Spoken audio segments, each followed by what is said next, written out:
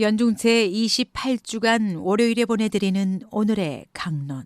담당의 천주교 대전교구 사무처 차장 김지훈 신부입니다.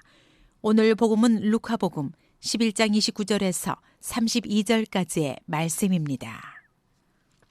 그때 군중이 점점 더 모여들자 예수님께서 말씀하기 시작하셨다. 이 세대는 악한 세대다. 이 세대가 표징을 요구하지만 요나 예언자의 표징밖에는 어떠한 표징도 받지 못할 것이다.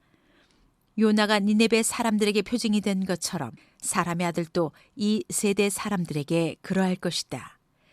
심판 때에 남방 여왕이 이 세대 사람들과 함께 되살아나 이 세대 사람들을 단죄할 것이다.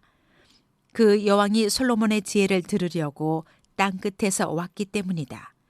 그러나 보라, 솔로몬보다 더 큰 이가 여기에 있다.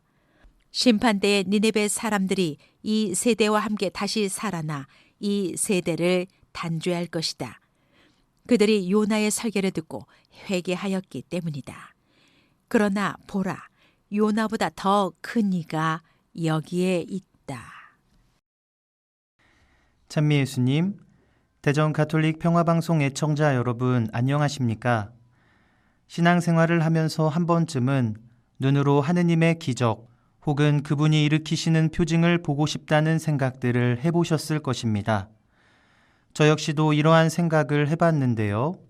왜 그랬을까 하고 성찰해보니 그분의 기적이나 표징을 보면 나의 믿음이 더 굳건해지고 그로 인하여 나의 삶에 있어서 큰 변화가 일어날 것 같은 생각이 들었기 때문입니다.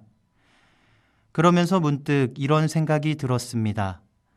그러면 나는 신앙생활을 하면서 하느님의 기적이나 표징들을 보지 못했기 때문에 믿음이 굳건하지 못하고 삶에 큰 변화가 일어나지 않는 것일까? 생각해보면 또 그렇지만은 않습니다. 분명 신앙생활을 하면서 나름대로 하느님에 대한 개인적인 체험들도 있고 하느님을 느끼면서 살아가는 순간들이 분명 나의 삶 안에 있기 때문이죠. 그렇다면 과연 무엇이 잘못된 것일까요? 다양한 이유들이 있겠지만 핵심적인 문제는 무엇이냐면 하느님에 대한 체험 및 느낌들을 나의 삶에 있어서 지속적으로 생동감 있게 유지하지 못한다는 것이 바로 이 문제의 원인입니다. 그렇기 때문에 이 문제를 해결하기 위해서는 내가 체험하고 느낀 하느님을 지속적으로 나의 삶의 양분으로 가져오려고 노력해야 합니다. 오늘 복음을 보면 예수님께서는 표징을 요구하는 군중들에게 요나의 표징밖에 그 어떠한 표징도 받을 수 없을 것이라고 이야기하십니다. 왜 예수님께서는 표징을 요구하는 군중들에게 보여주면 될 것을 이리 매몰차게 이야기를 하시는 것일까요? 사실 군중들은 표징을 항상 눈앞에 두고 바라보고 있었습니다. 가장 완전한 표징인 예수 그리스도 말이죠. 그러나 그들은 자신들의 눈앞에 완전한 표징이 있음에도 불구하고 눈에 보이는 표징만을 쫓은 나머지 그분을 알아보지 못합니다. 오히려 또 다른 표징을 내놓으라며 하느님의 아들을 시험하죠.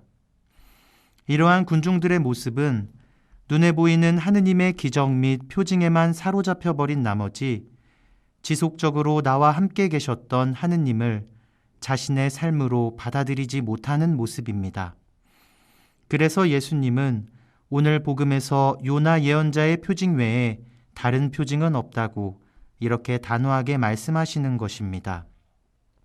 그래서 제가 오늘 복음을 묵상하면서 청취자 여러분들께 드리고 싶은 말씀은 무엇이냐면 눈으로 하느님의 기적 혹은 그분의 표징을 쫓기보다는 신앙생활 안에서 내가 느끼고 체험했던 하느님을 지속적으로 나의 삶의 양분으로 가져오라는 것입니다. 하루에 단 1분이라도 이러한 시간을 마련한다면 나의 삶에 놀라운 변화가 일어날 것입니다. 오늘의 강론, 지금까지 담당의 천주교 대전교구 사무처 차장 김지훈 신부였습니다. 내일도 김지훈 신부의 강론이 계속됩니다.